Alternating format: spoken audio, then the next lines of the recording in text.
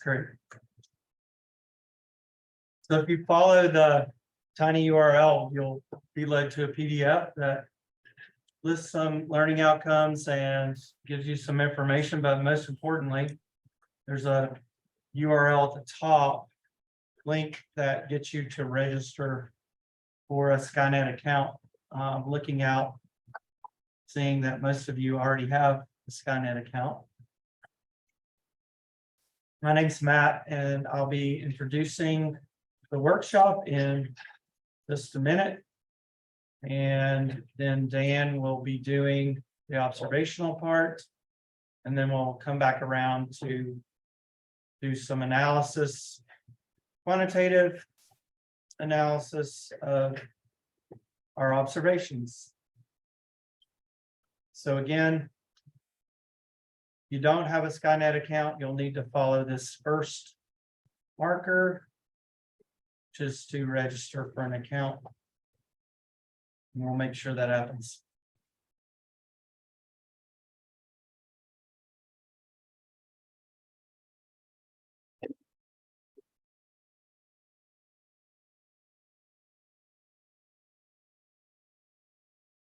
Please ask questions. This is a workshop, which means it's interactive.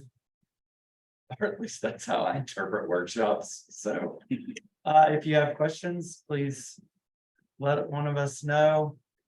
There are other folks in the room who also are familiar with Skynet.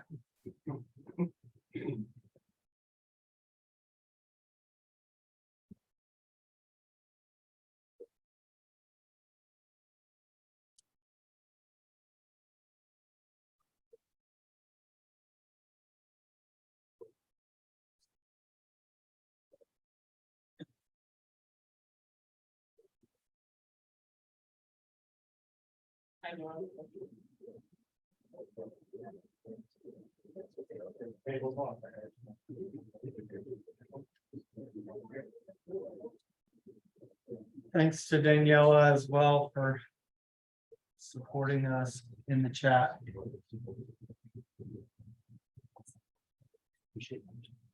All right. So I'm just going to go over some outcomes real quick. As we've already said, there's a intense observation emphasis to the workshop, and then we'll analyze this region and our observations in the second part. There's also a link on the same page to an observation guide that Dan will be leading us through. Our outcomes for that observation part are: we want to look at different layers within the afterglow environment. These are narrowband layers mostly, from narrowband emission taken from the Skynet telescope network. We'll be looking at M16 today, which is the central part of the Eagle Nebula. And then we'll also want to demonstrate, and you'll be able to bring in non-Skynet data to supplement our understanding. For the analysis emphasis part of the workshop, we'll be able to establish threshold boundaries within an introductory environment rather than focusing on the right answer. I like this exercise because it allows us to actually establish an upper and lower bound, which is more typically what we're doing with astrophysics observationally. We'll be able to review state variable relationships, so the ideal gas relationship or kinetic pressure, as well as temperature and the number density. And then we'll be able to integrate observation and theory in meaningful ways.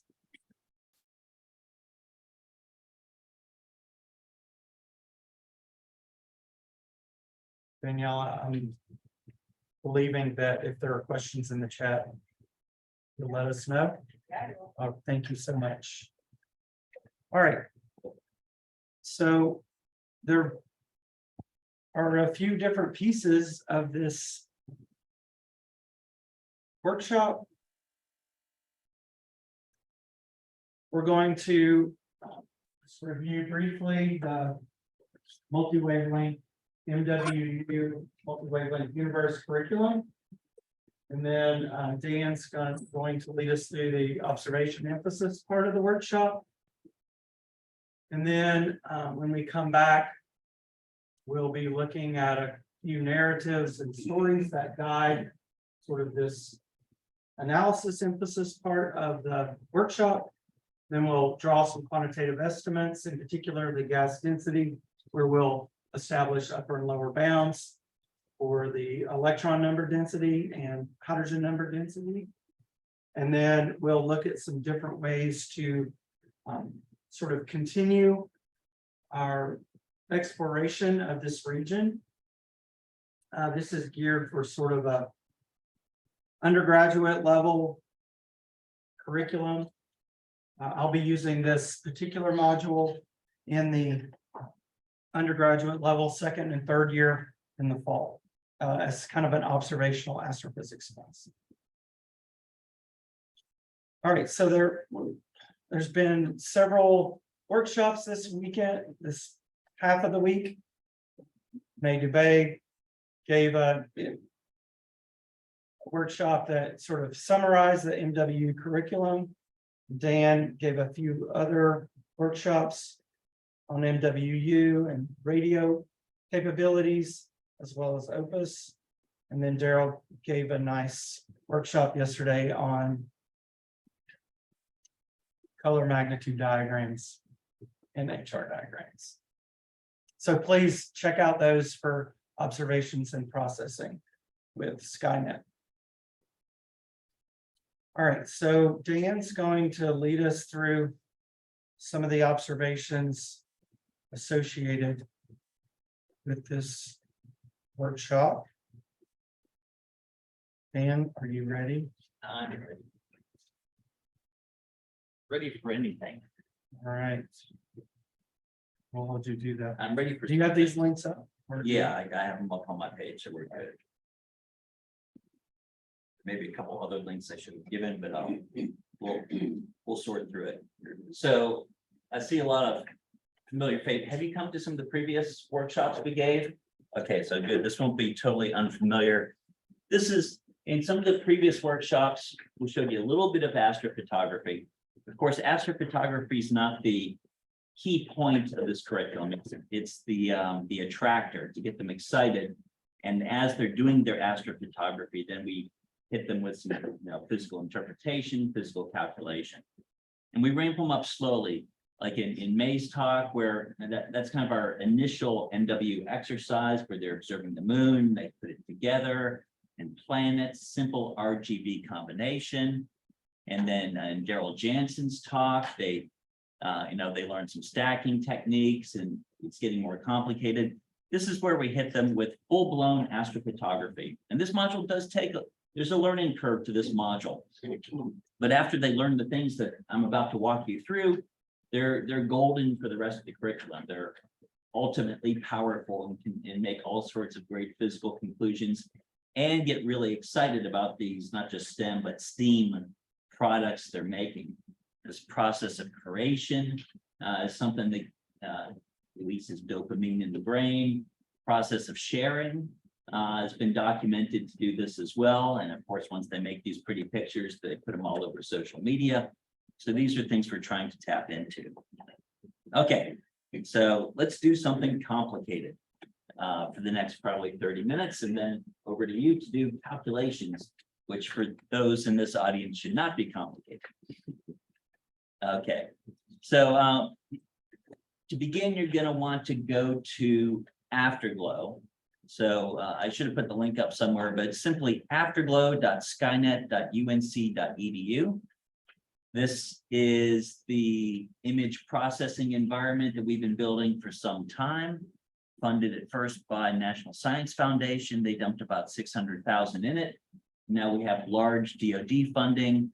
With the DoD funding, we're adding all the color combination stuff, which is what the students and the educators have been screaming for for years. That's the thing that gets students really excited. So now we're building it in. Okay, is everyone here? Does everyone know? Yes, okay, great.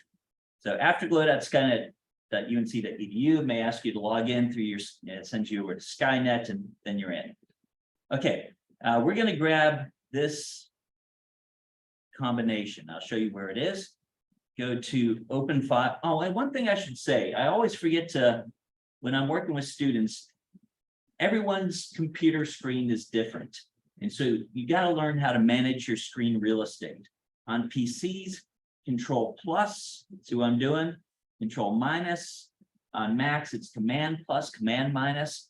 You have the freedom to enhance your viewer area at the expense of shrinking the text on the side. Don't feel like you're locked into whatever you have now. Adjust that so you can see everything you want to. Okay, let's grab this data set. We're going to go to open file. And you probably see something like this, files, which has the sample directory, Skynet directory. If you place Skynet observations in a different workshop, your Skynet observations live there. Also, every group, every collaboration, their data lives there, and you can use their data as well. There's a workspace for you to save stuff. But let's go to the sample directory and slide on down to workshop. So files, sample, workshop, and there should be a folder called M16. That's the Eagle Nebula. And, this module, as Matt made clear, is on star formation. Daryl's module before was on stellar evolution. We have other modules on star death and galaxies. But anyway, star formation. There's one file here called M16. Go ahead and load it in. Mine's already loaded. And there are many layers. 1, 2, 3, 4, 5, 6, 7, 8, 9, 10. Yeah, it's a 10 layer. So it's a multi-layer FITS file. It has 10 layers to it. And a lot went into getting to this point that we're not going to do today. I do want to point you as to one of those links. It was the tinyurl.com/MW-stack, MW-stack, and we'll see it when we put the slides back up. That's one of the links you may want to just tuck away, because as you're collecting data, you're collecting many images in each filter, and then there's steps for putting, aligning them, cleaning them, putting them together, and that's the stacking process. We're not going to do that today. It's a technical skill that all the students learn pretty early on, and it's something they then don't do in class. It's kind of like their homework. They come with their stacks ready. And that's what, but the guides here and all the information you need is there. But I'm going to go back to Afterglow here. So the stacks have already been made. They've already been aligned and they've been put in a group. Okay. It's all explained in the other guide. What we're going to do today is once they're all in this group, how do we turn this, what we're looking at, when you click on the top, you're looking at the combination of all 10 of these files, just slammed on top of each other.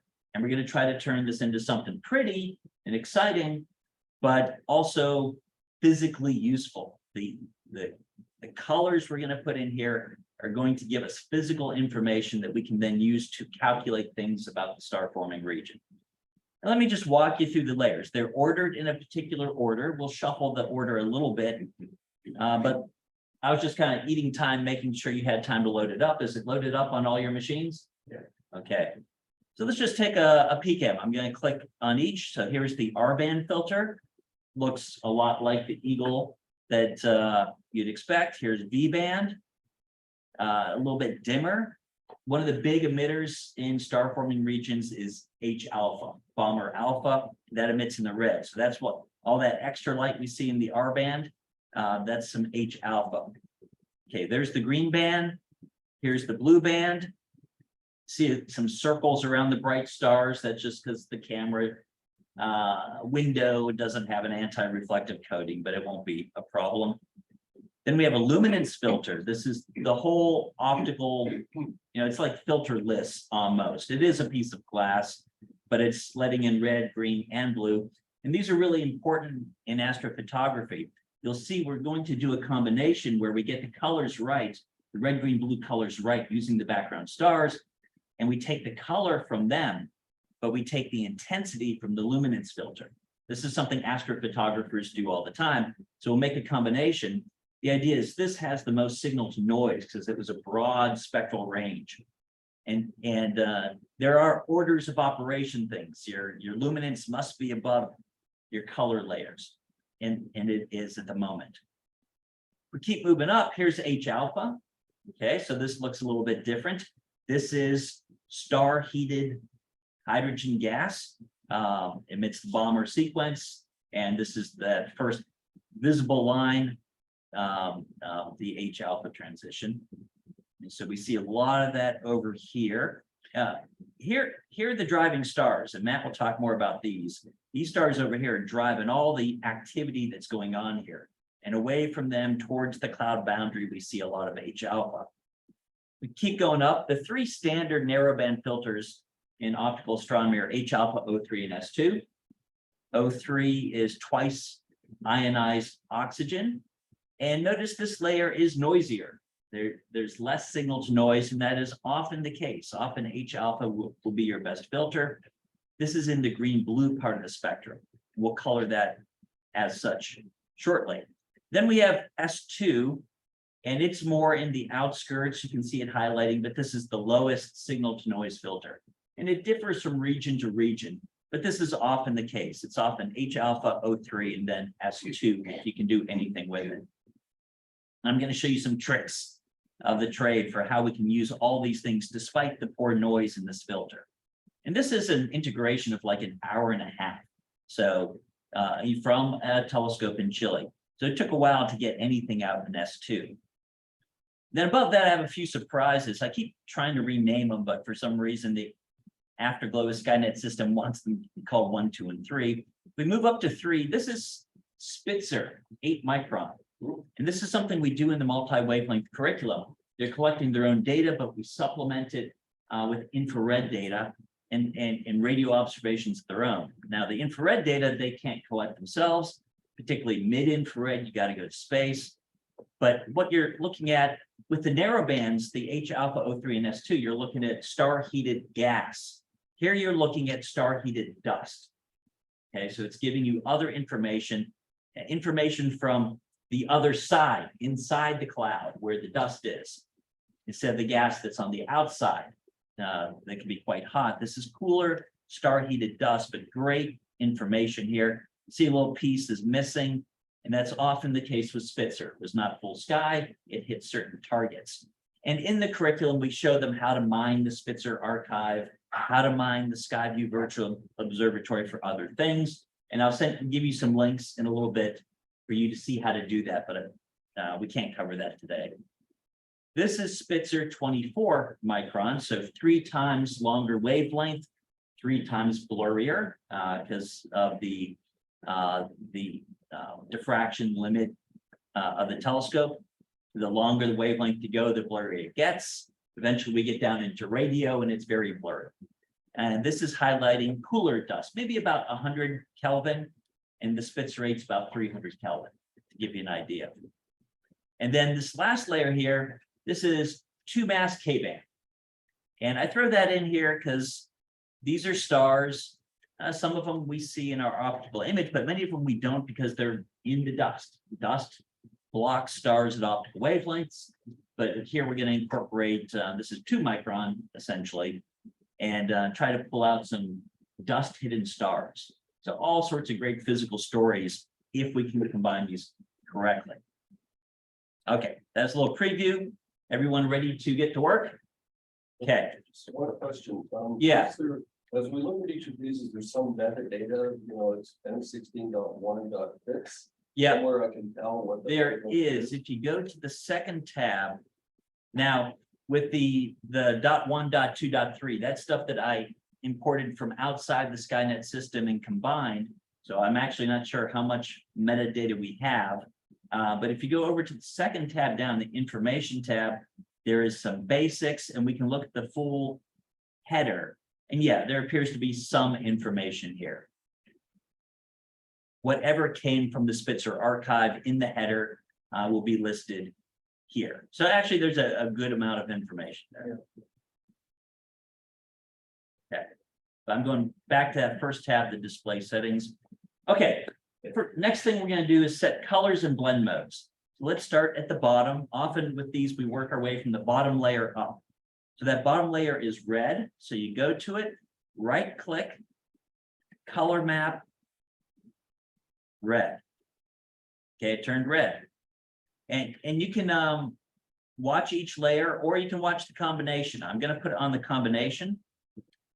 So I colored one layer red. Actually, let's look at each layer just so I don't miss one. I'm going to click on the green layer. Now I right click, color map it to green.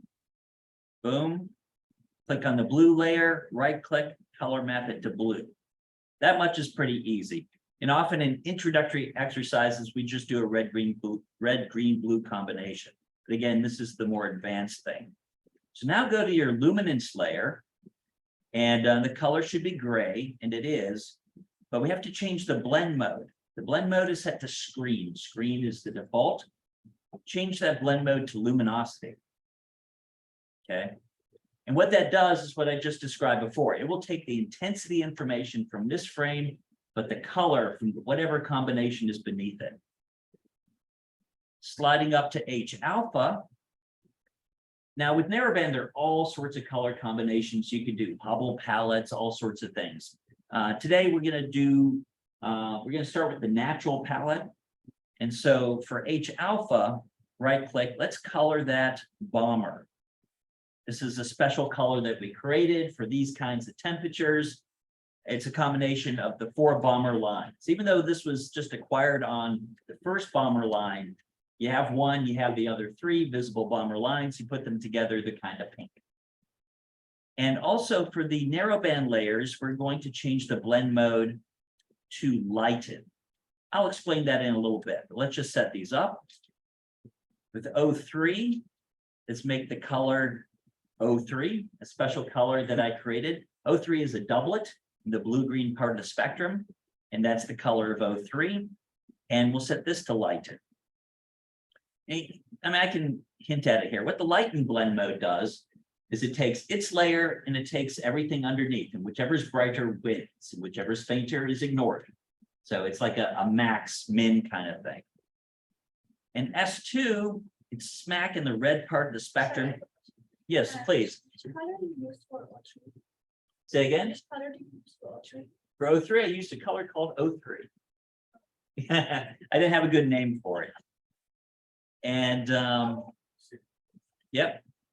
And for S2, the color we're going to use is red. It's smack in the red part of the spectrum. So let's color that red and set its blend mode to lighten as well.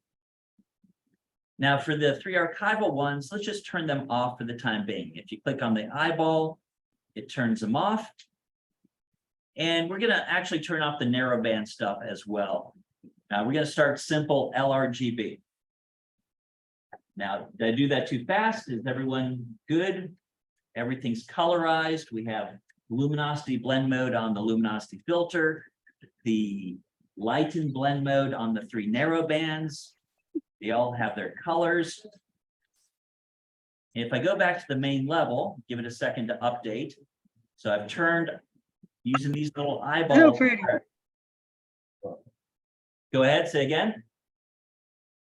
Okay, never mind. I've turned off the archival infrared. I turned off the narrowband. We're going to play with those individually.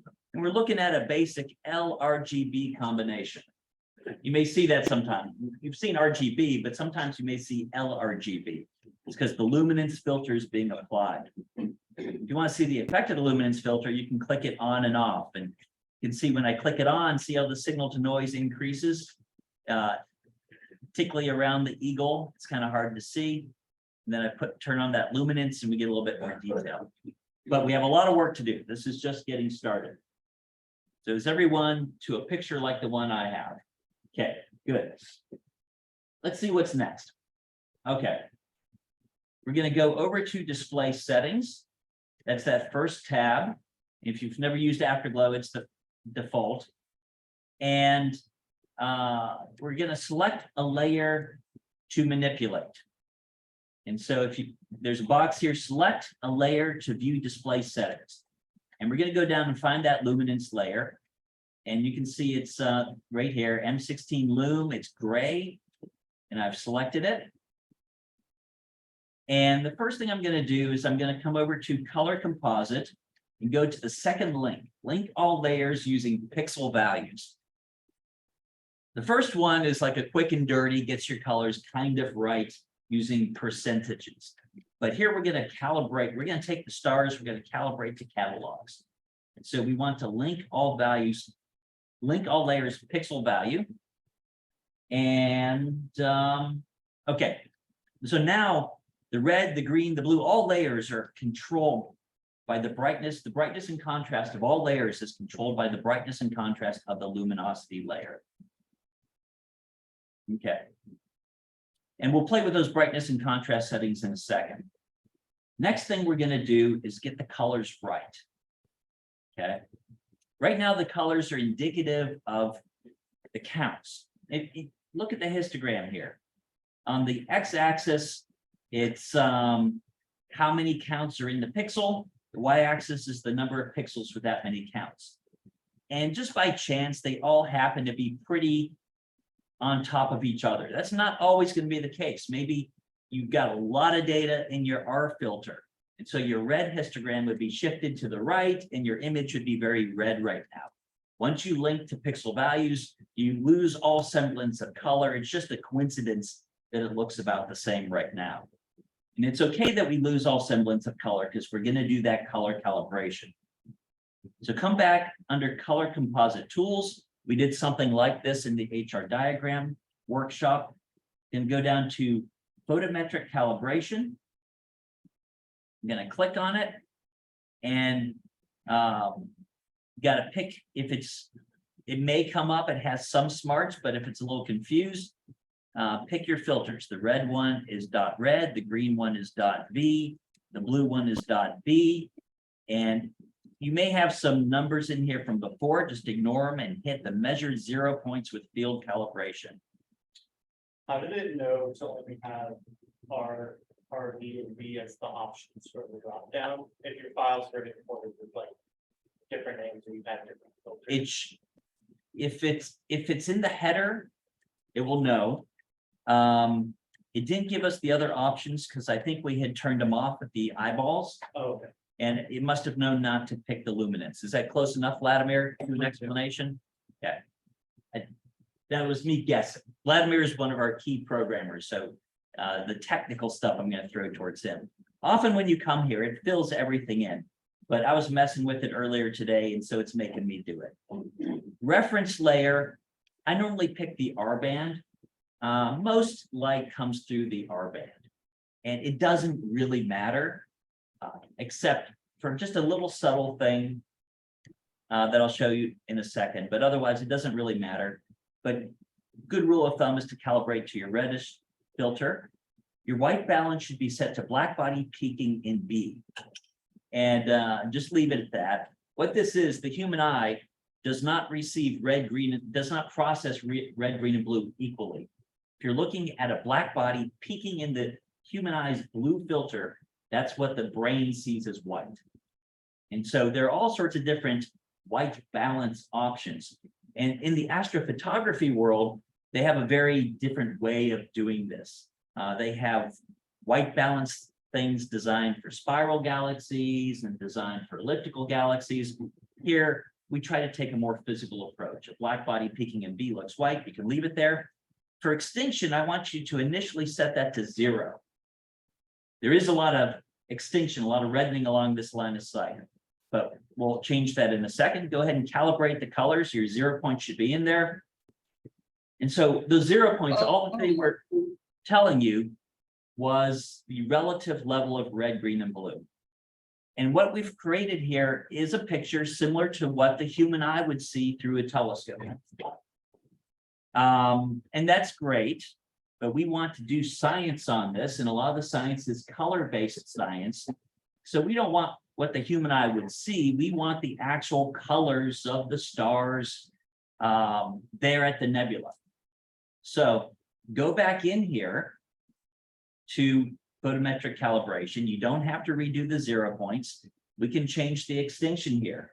And the amount of dust between us and M16, if you were in Daryl Jansen's HR diagram workshop yesterday, you know, you can measure it using Skynet.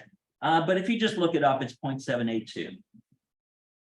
That's the difference between the extinction in B band and the extinction in V band. So it's pretty high. Put it at 0.782, hit calibrate colors and give it a second to update. See how the stars got blue? Those are O stars. That's the color of an O star. O stars are what we call thermal blue. And so now we have correct colors at the distance of the nebula. And I like to call this concept color focus. If you're ever taking a picture, you can focus at one distance. Anything close will be out of focus. Anything far is out of focus. This is analogous. We're looking through a column of dust. We can only get the colors correct at one distance in that column. So now the colors are correct at the distance of the Eagle Nebula. Any foreground stars are too blue. Any background stars are still too red. And that's just the way it is. You can't focus, can't color focus everything. But we've color focused our target. Now the next step is subtle. And suppose your luminance filter, its histogram was shifted way to the right or way to the left. All the intensities are coming from it. And you could end up with a picture that's kind of white. If your luminance histogram does not overlap with your color histograms, it comes up white. If you want to maximize your color dynamic range, you fine-tune your luminance layer to match up with one of the color layers. This one's pretty good. We could get away with doing nothing, but I'll just show you. Go to color composite, go down to neutralize sources. It's real simple. We're going to pick the luminance layer. So click on the luminance layer for the first one, and your reference is the red layer. This again, most of the light comes through in the red. Okay, just throughputs of CCDs and atmosphere and everything. Press neutralize sources, and you'll see your luminosity histogram shift a little bit and more closely match your red histogram, but very marginal change in the color because it was already so close. But again, it's not always close, and so that in that case, it's a critical step. Okay, and I'm sure you've seen pictures of the amateur pictures of the Eagle online that look like this, but we can make it even better, even before we do the narrow bands. And that's by changing the brightness and contrast. I'm just checking my notes to make sure. Yep, that's next. So everything is still linked to the luminosity controls. And if we come down here, let's take a look at what they are. Here's the stretch mode. It's currently set to linear and with a background level and a saturation level. And if you look at these stars, see how they go to pure white? And it's kind of an amateurish feel to your image. But that's because of that saturation. What we're going to do is change the stretch mode. Click on stretch mode. There are lots of options, but we're going to go to midtone. Midtone has what the professionals, and first it'll look weird, go to midtone and then hit default. And you'll be like, this is so much better. This is what the professionals call a control point. There's an extra point in there. You see, we no longer have a background level and a saturation level, but also a midtone level. And we can leave the saturation where it is. And the game is now all about adjusting the the background and the midtone. And so let me show you, for each of these, we're going to do the same thing. So the background first, and it helps to just isolate the luminosity filter. And sometimes hard to see which one's which. So just come over here and click on the luminosity layer just by itself. We'll go back to the combo in a second. And here you can see the luminosity histogram. And for background, you really want it below the peak, just a little bit below the peak. It's actually in the perfect position. If I came to the background level and say I want it 10% in or 20% in, you see how the background, there's 40% in, See how the background is getting darker and darker? But the best place to put it in most cases is just right before it's about to plummet. So 1% was just perfect for that one. I'm gonna just leave it there. But for some of your noisier images, this is your friend. You can get rid of a lot of the noise by upping the background level. I'll go back to the combination. And next, you set your midtone level. The default's 97.5. These are in percentages, percentage of the way through the histogram. Like if you up it to 99, see how the image got darker, or 99.9. The image gets too dark. You can go in the other direction if you want. Down to 90 and give it a second to update. And that's maybe too bright. This is where the aesthetics go in. For me, in this combination, I'm going to keep it at 97.5, the default, and build things around that. That's 9. It's taking a second to update. There's 97.5. But for each layer, now it changed it for the blue, and for all the other layers because they're all linked. But in just a moment now, we will look at the individual narrowband layers. We will unlink them from luminosity and go through this a couple times. I'm going to pause here for a second. This is an LRGB combination with no fancy narrowband, no fancy infrared. We doing good on time? Yeah. Okay, everyone good. Everyone have a pretty LRGB. Question, are all of these steps listed in the document somewhere? Yes. Yep. And it's the document that you shared before. No, I'm gonna share another document with video links.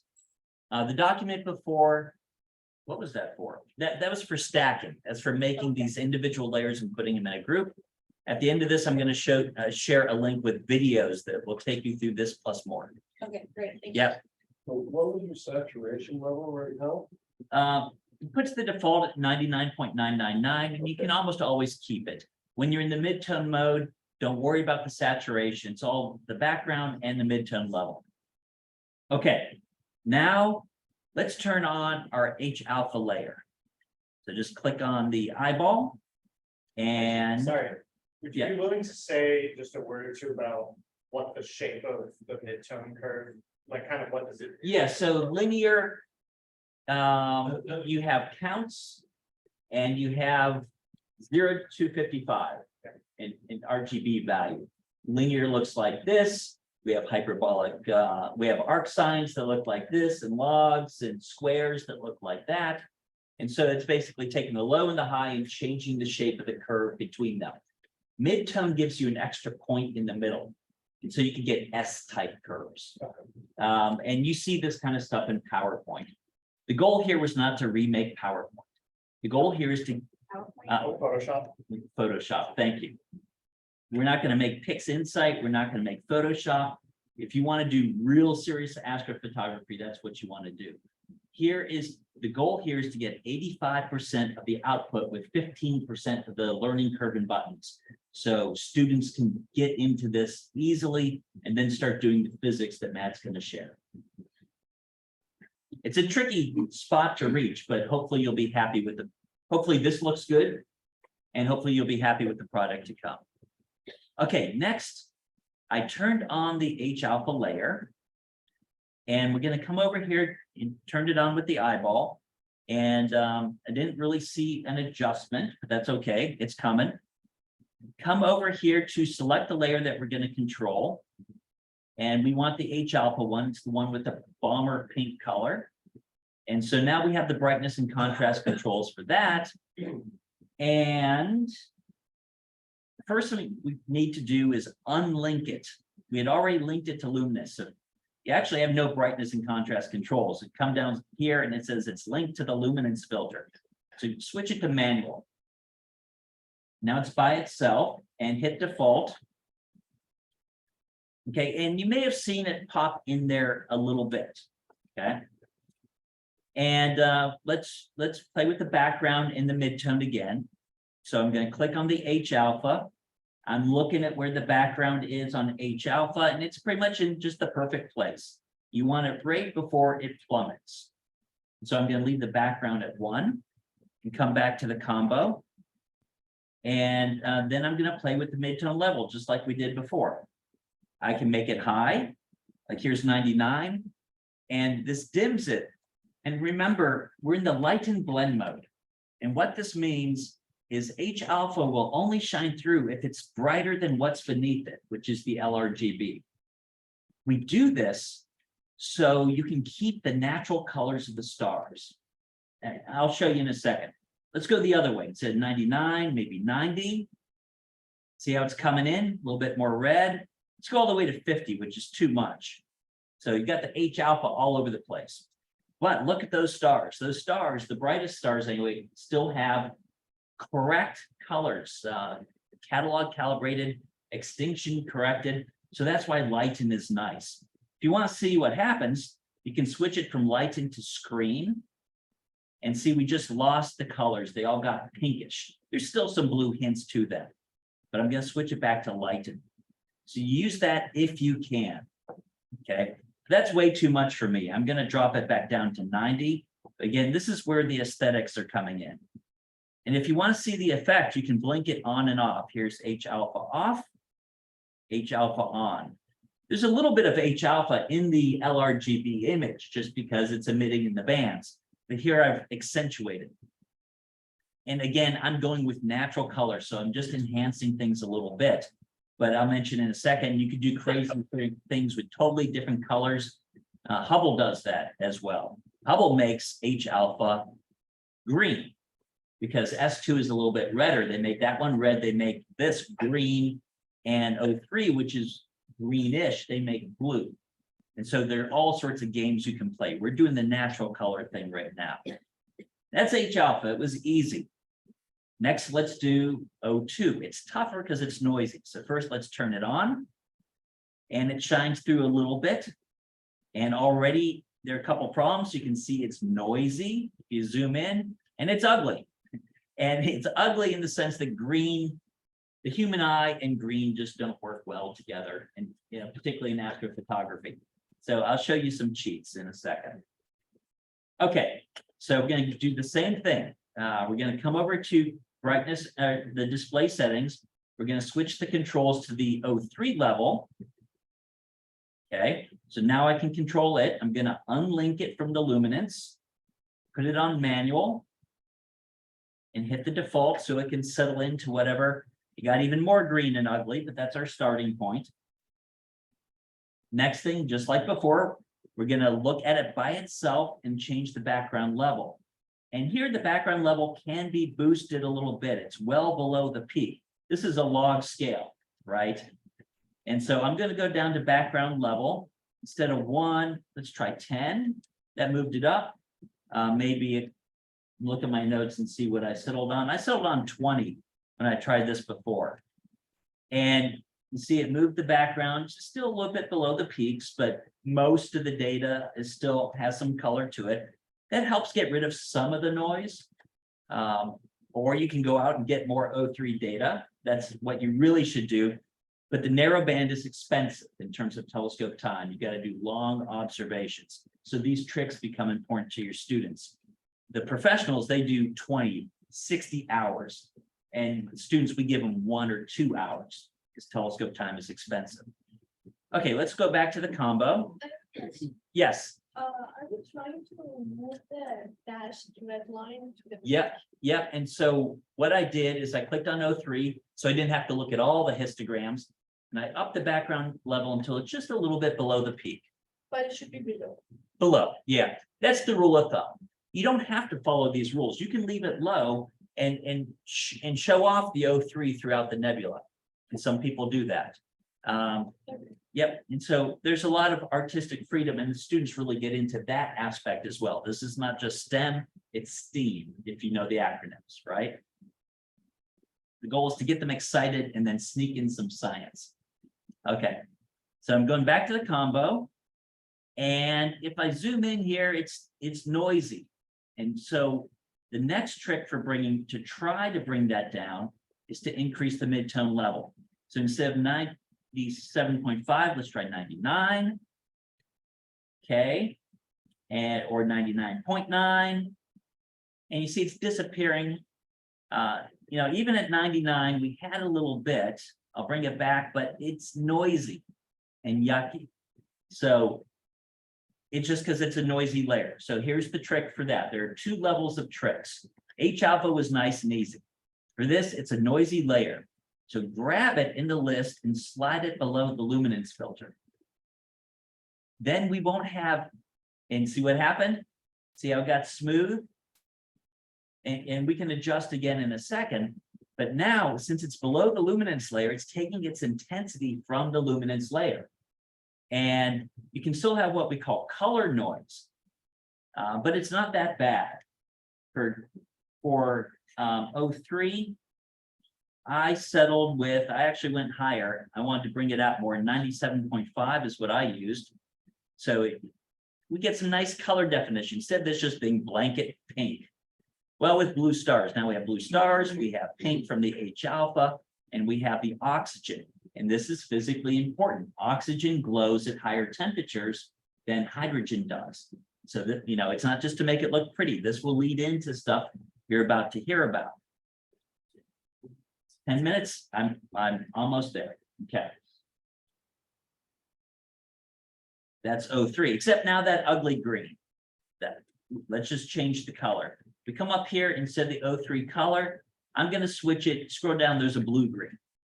You can do blue, you can do whatever you want, but again, the human eye doesn't like green, so I'm abandoning true color, natural color, for what we call the Skynet palette. We substitute the 03 with the blue-green. In the interest of 10 minutes, I'm going to skip the S2 filter, but you can play similar games. It's very noisy, so it has to go below the below the luminance level. And let's skip right to our archival stuff. So just leave the S2 off as if you never acquired that data. Okay.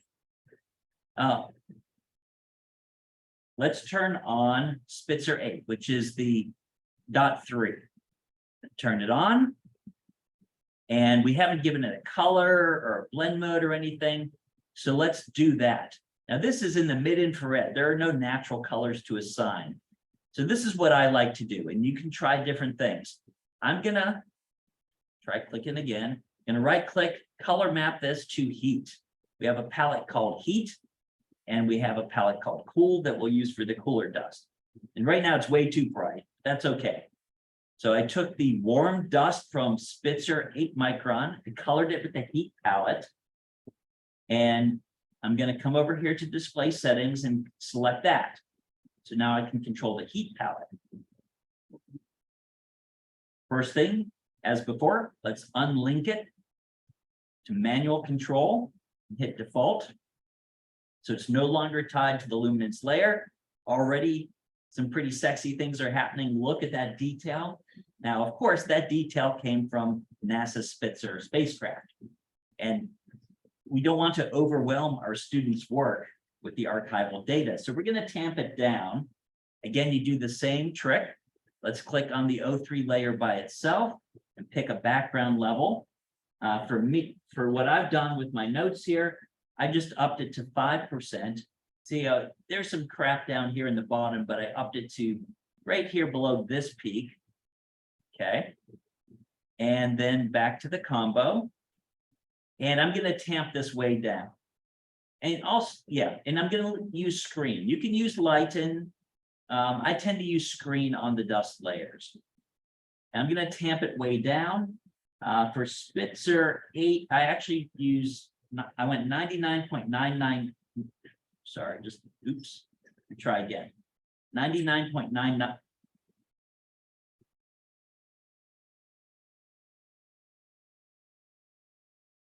Hello, I better reload. I've never seen that. I lost all my controls.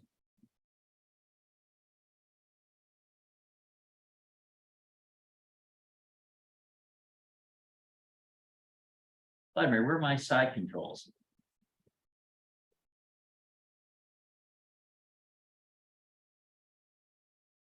The idea?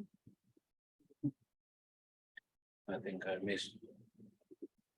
Lost 2 minutes. I selected something and all the controls are gone on the right. I was typing 99.99. If you refresh the browser. I just did.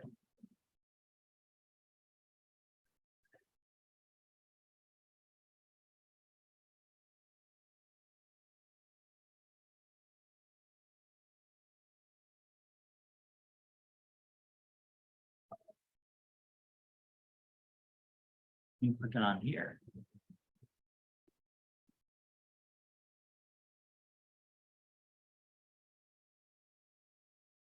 All right, Maybe just close that window of Afterglow, like the save. Close that. There we go. I think Josh says it didn't go this. Get back. oh, it's back, I'm back. Or was I in dev? No, I'm here, I'm good. Of course, when doing a demo, that will happen. It's just loading my images back in, but it's all as I left it. And so, let's see, I set it to manual, default. I'm gonna put this at 99.99 to tamp it down. That was 9 point, missed it, I'll try again, 99.99. Okay.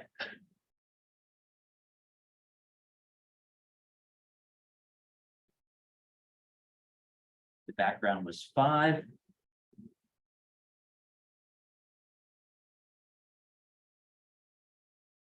Oh, I'm on my R band. Okay. Probably messed up my R colors. You see what I just did to them there. That's okay. It didn't happen to you, so yours will come out fine. I'm back. Display settings. I put it on layer 3. Manual midtone background 5. 99.99. Tamp it down. There it goes. And you can see that it's highlighting just the dust there. I've screwed up the colors in my R band because I messed it up when I came back, but I can turn this on and off, and you can see how the warm dust is being highlighted by the bright stars. There are other games you can keep going. I'm going to stop because I'm out of time, but you can play the same game with the cooler dust.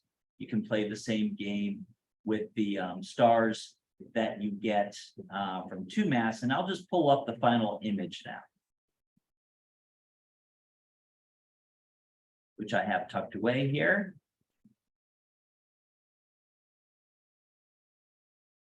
And so this is, let me just show you what I have and then over to you. So sorry, I had a little hiccup there. I came back, I screwed up my red, so I'd have to recalibrate my red, green, blue.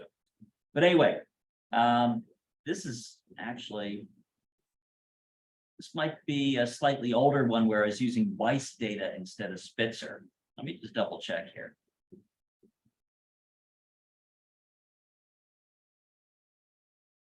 It is, I have it right here. This is the one I wanted. Okay. So you can see the colors, the stars all have their natural colors. We have the hydrogen here in pink. We have warm dust showing in orange. If we went a little bit further, you can see the cool dust as I set it to a blue color, gives you kind of purple in combination with the warm dust. Here's the 2MASS stars. I have them poking through. These are dust hidden stars. The faint, I colored them blue. You can color them whatever you want. There's O3 in here. You can see some of the orangish blue, and this even has some S2 doing some highlighting work around here. So without too much difficulty, even though I had a little hiccup here, you playing along, that wasn't too hard, was it? So after some work, a couple modules, the students ramp themselves up to the stage, but we don't stop here. We go back to math.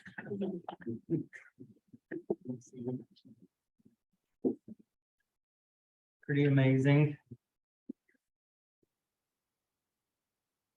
All right, how we doing?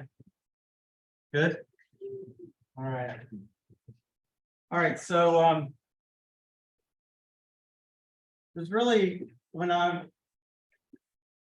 trying to think about how to bring in observations and mix them with theory, I really want the students to go through sort of these 4 steps. I really want them to develop some intuition, start with intuition at the undergraduate level about what's happening in the region, what's happening with stars.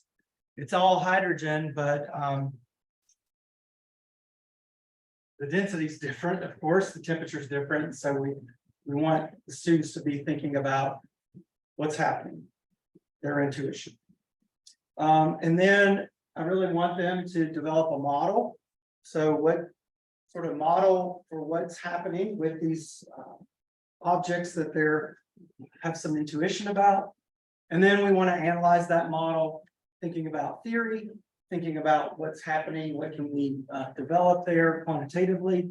And then I want them to come back and think about the interface of theory with observation, because it's really the observations that's what is real here, and we want to see how models and our theories line up with our observations. So that's sort of the way that I try to think about how I want to lead the students. I did want to say also that this region that we're looking at is sort of this inner region, and this larger image here is what typically we might think of as an eagle, and you can see how this is although one of the most highlighted regions probably and observed by Hubble and JWST is part of this larger star forming region that we want to look at. All right, so I know some of you, I've met some of you. I know developing intuition is not necessarily where we need to spend our time, but I just highlight a few things. If you don't have one of the handouts, this is sort of the top of page 1. So there's really 2 pieces here to developing our intuition. One of them is to think about how stars form. What you see is sort of a black box.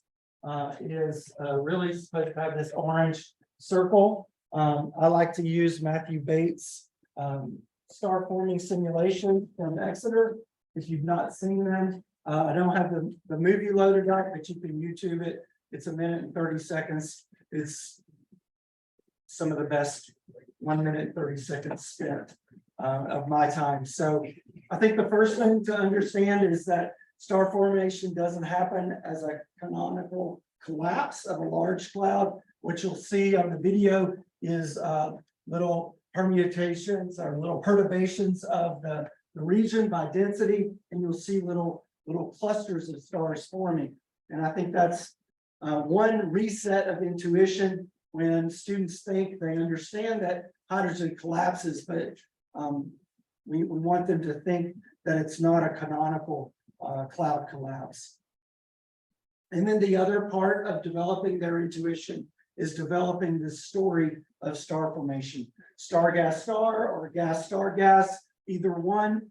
We have these sort of traditional based on the mass of the star, but they both recycle gas back into a new generation of star formation. And we'll actually see that in our region in bit. So those are 2 of the intuition branches that I really like for the students to develop.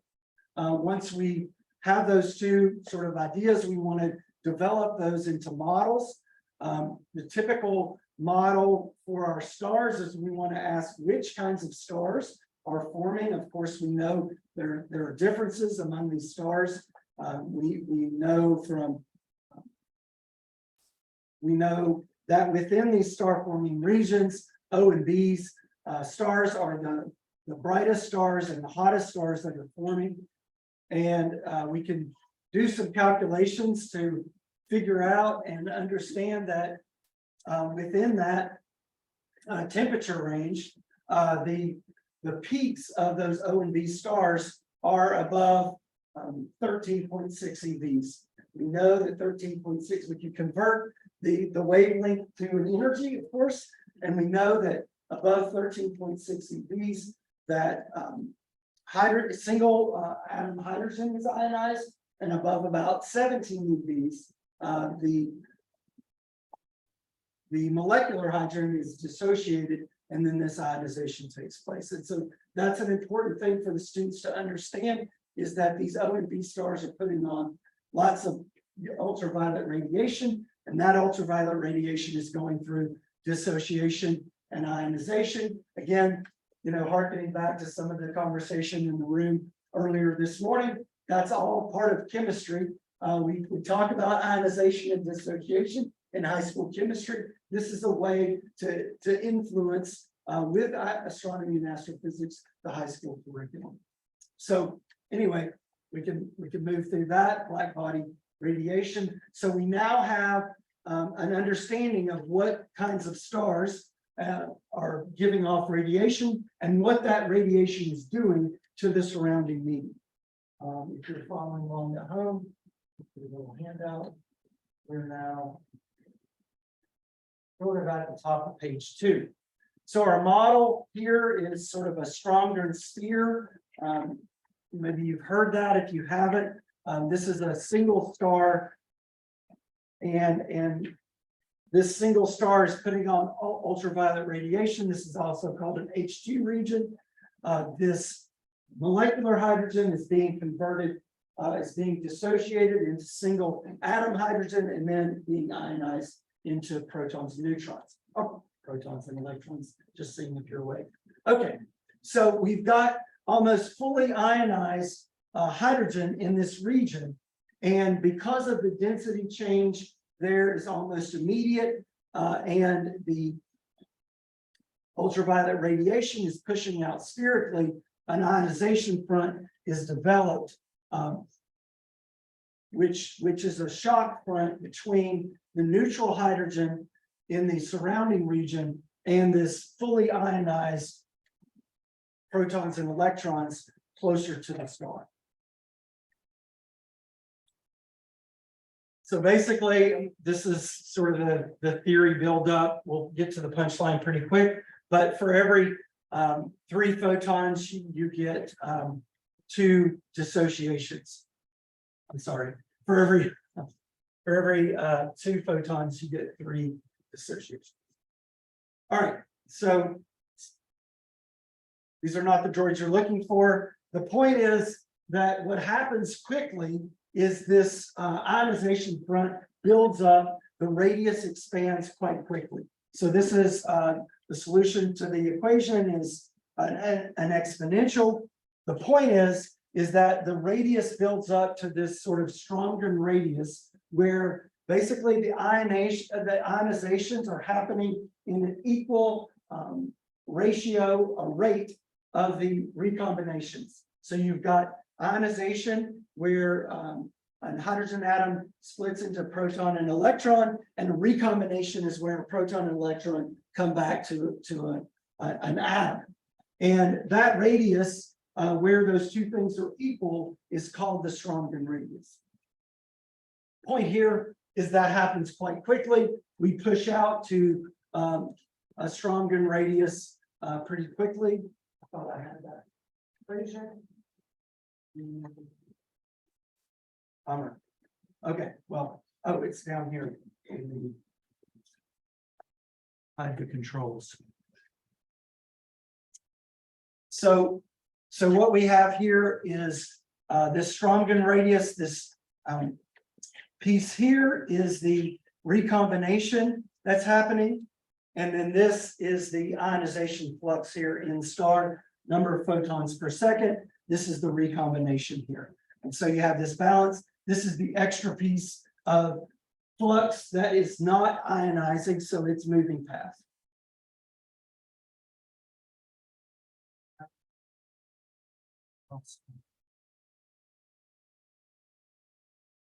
So what we want to do here in our last little bit is we want to come back, think about this Stromgren radius, this Stromgren sphere, in the context of the observations that we've made. So this is a core image. Sorry, Dan.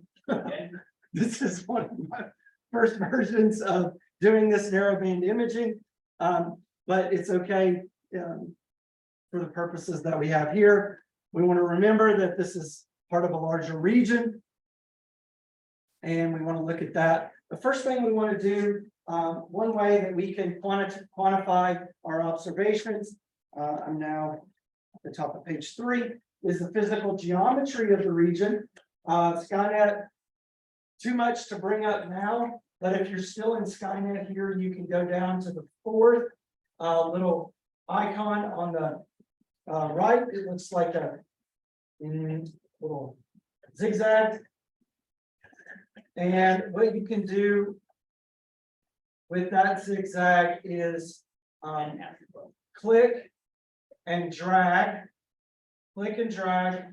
and you can get an angular size for your image. So you want to go to the 4th icon down, the little zigzag will allow you to click in the center and drag across. You're basically trying to get a radius for the region. You're basically trying to get a radius for the region. Thanks. You're going to click kind of in the center and drag outward. Now, one of the ways that theory doesn't synchronize with observation is that this is not a spherical region, right? I mean, looking at this larger region, it doesn't look like a sphere like in our models. So helping students understand that we develop a model, we develop a theory, but then when we go back to the observations, we don't always see exactly like the model and the theory developed. So if you scroll down, you in the display window, the plotter window, you'll see an angular size. So where it says length, you'll see I got about 8 arc minutes on mine, something like that, roughly. So a couple of caveats here. One of them is that our little box from our Skynet observation doesn't incorporate the whole radius. So we can even, this is actually nice because this even constrains our images and our calculations further. So this would be kind of like a lower limit on the radius. All right, so we can go through quantifying our angular size in arc minutes. When we have the distance, which I've given you under physical geometry, the distance to Eagle Nebula, we can do just a arc length calculation where we have the radius, we have the angular size, 12 arc minutes. Obviously, need to convert that to radians, and then we can get a physical radius for our stronger sort of lower bound on the density. So I got something like that, 6 parsecs. Okay. Sure. Yeah. Go ahead. Did you have a question? Any questions? So that's sort of the first way that we could quantify pieces of our image, is to quantify this Strongren radius. This is our lower bound on the inside of the region. All right, so a second quantification that we want to go through is, for the Strongren model, it's a single star emitting UV. Obviously, we go to these star forming regions. There's more than it's just a single star, even though, aspiring experts in the room know that most of the ionizing flux is only coming from these first brightest stars, because we're dealing with logs here. Promise, if I move it, everything will go haywire, but this is log ionizing flux here. We can look up in literature. This is a nice exercise for the students. They get to go back and look in actual published literature about how many stars, O and B stars, are in the region. We can add those up. Matt, if I could. Yes, please. In my class, I just entered a chat GPT. Chat gave us the bright stars for the region. Yes. Thanks, Dan. I'm just kidding. So what, here's the equation I was looking for. So what we do then, when we have the ionizing flux, which is a second calculation that we made, our first calculation is an estimate of the Stromgren radius. We take this equation that originally is solving for the Stromgren radius and just sort of turn it inside out. And now we want to look for our density of hydrogen, which is equal protons, the density of the protons, which is also equal to the density of the electrons. Notice here, we've got a factor of 2 and then 4 because it's squared running around, because the original equation solved for neutral hydrogen, and this now is solved for ionized hydrogen, or our electron density. So taking your estimate here in parsecs, taking our ionizing flux from sort of those brightest stars in this region. This is a nice opportunity too for students to learn about scaled variables, and leading them from this point to this point obviously is not trivial and would probably take longer than the time that we have. But you can see that you could turn this in to get a nice calculation in a number density unit of centimeters to the -3, or numbers of electrons per centimeter cubed. So this is, I get about 100 when I do this in different ways. Sometimes I get 70, sometimes I get 110. But again, we're aspiring astronomers. We're thinking in orders of magnitude. So 100 centimeters to the -3. When we look in the literature, this is actually quite robust. We get a nice synchronization with literature values for the number density in that inner region. All right. Questions that can be verbalized. All right, so again, not to harp on the chemistry comment this morning, but another way that we could bring in sort of high school level chemistry into our astrophysics, or vice versa, bringing astrophysics into the K through 12 curriculum, is through looking at the ideal gas law. And so the ideal gas relationship would dominate out here. Let's think about it. We have close to the star a buildup of the shock front. Where the Stromgren radius is where the ionizations equal the recombinations, but still there's a pressure differential. As the time evolves, the pressures then come to some equilibrium out here in the region.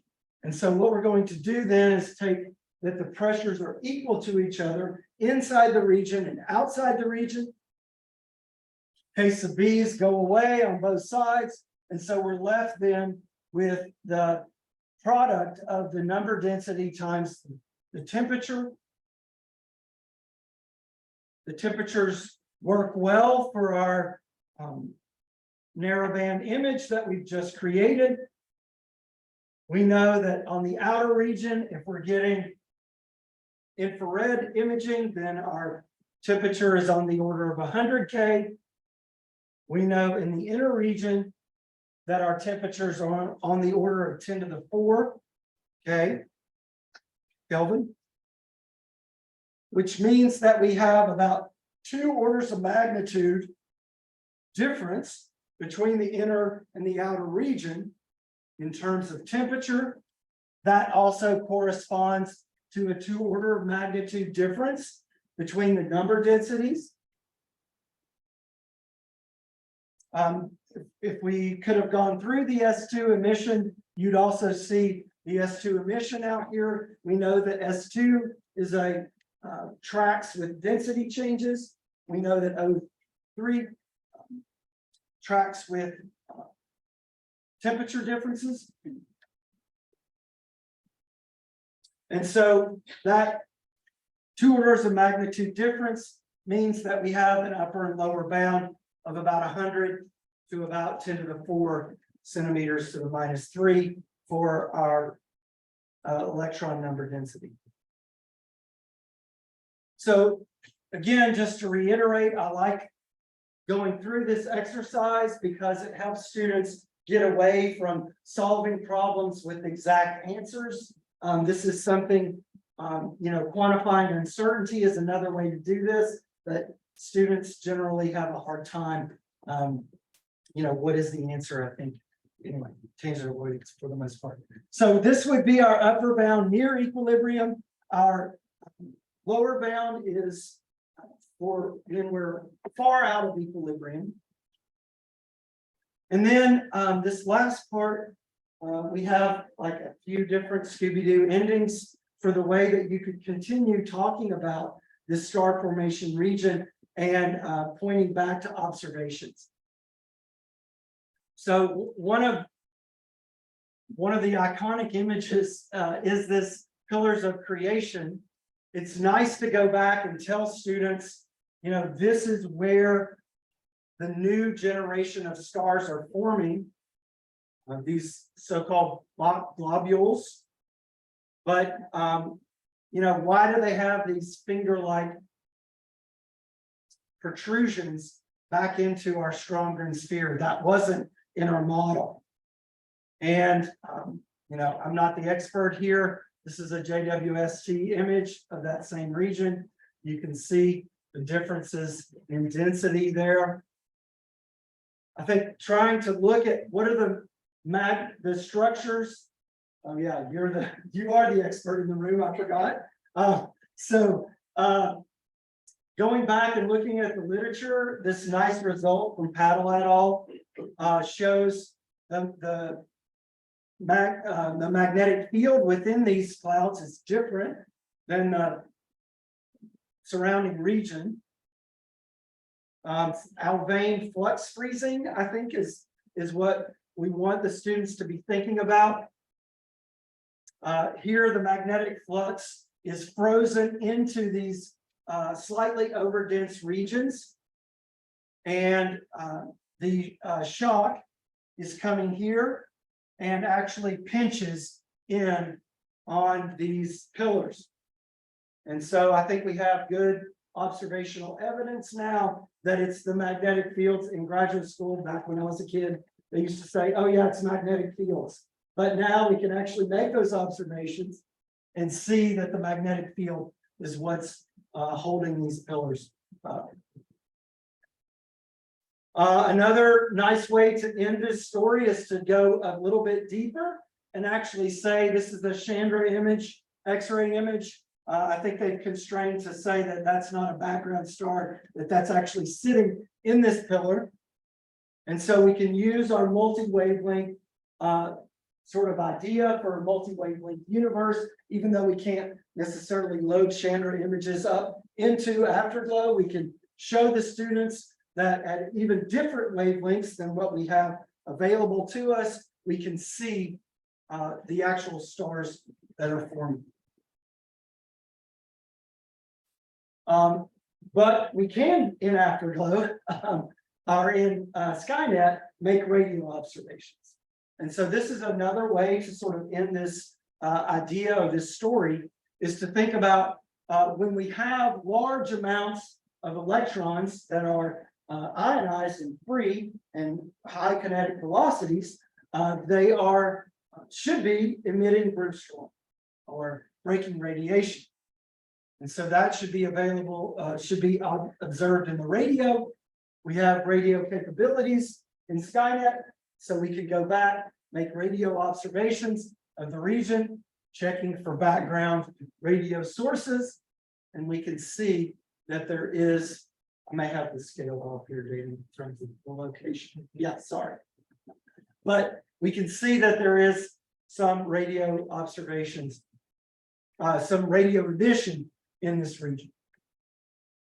So I think we want students to be able to understand that the process of theory and observation sort of beget further questions that we.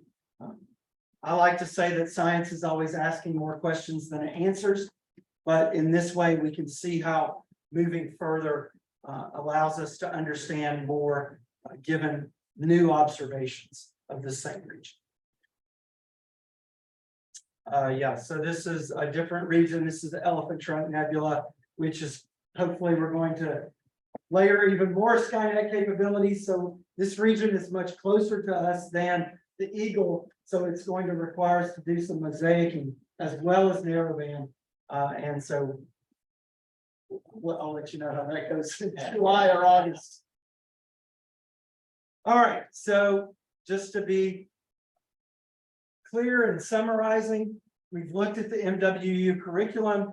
We've seen some of the capabilities for narrowband imaging. You've created a narrowband image of the inner parts of the Eagle Nebula.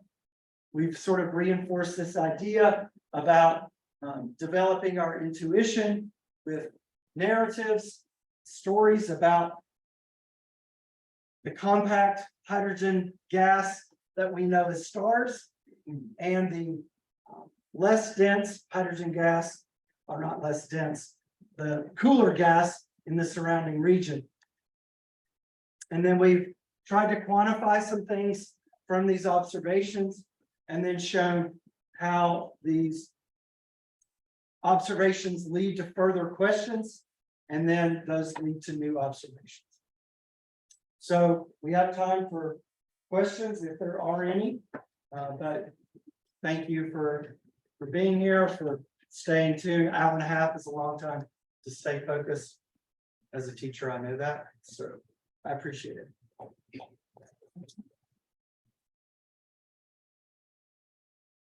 Yeah. You had mentioned like potentially going back to the S2 narrowband imaging.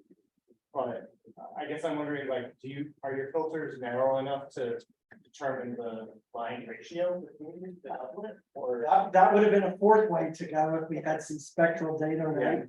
But Dan, do you want Yeah, to? it's S2, the standard filters cover both lines of the doublet with O3 covers stronger than your lines.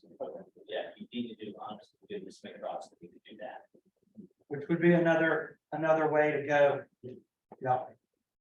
You feel that's maybe one level too high for the type of student are getting here. But a great project if you've got a spectrograph. We're putting them on Skynet in time. Of course, we have spectroscopy in the radio already. I actually had some narrowband filters that might be narrowed enough. Oh, well, we should talk. Well, You want to put them on scope? they will not fit probably in your scopes because they're about that big, Okay, but they're being manufactured. very nice. Other questions? All right. Ending early. All students like to end early. Thanks. Really, thanks, everyone.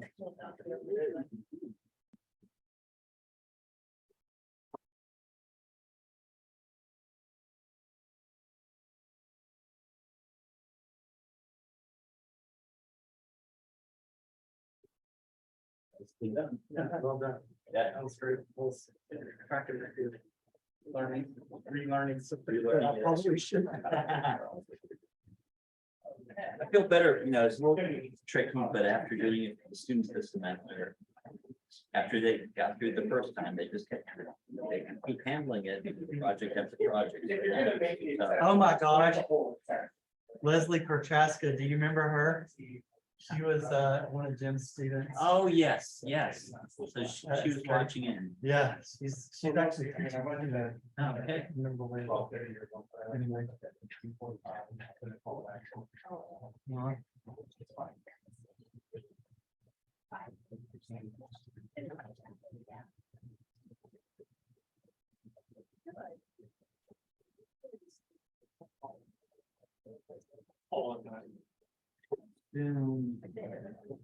a little bit of time for the, we don't, we certainly can't miss Daryl's guys. Right. Make sure. I remember. I forgot about the radio.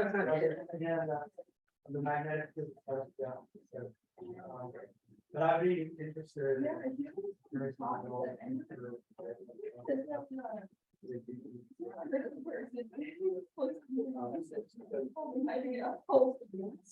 This is not my area.